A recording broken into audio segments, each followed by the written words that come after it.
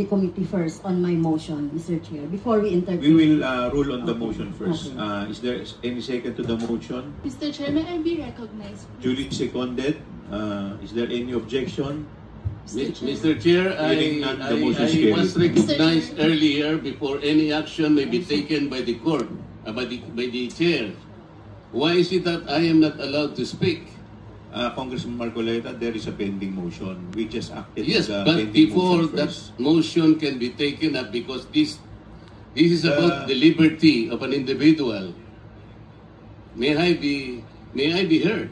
Yes, you will be heard, Congressman Marcoleta. But we just acted on the motion. Now, Congresswoman Castro, please, could you please answer the query of Congressman Marcoleta? I have not yet asked the question, Mr. Chair. Okay, I am please trying to continue. explain my point. Please continue, Congressman Marcoleta. Because in the totality of evidence, as stated by Honorable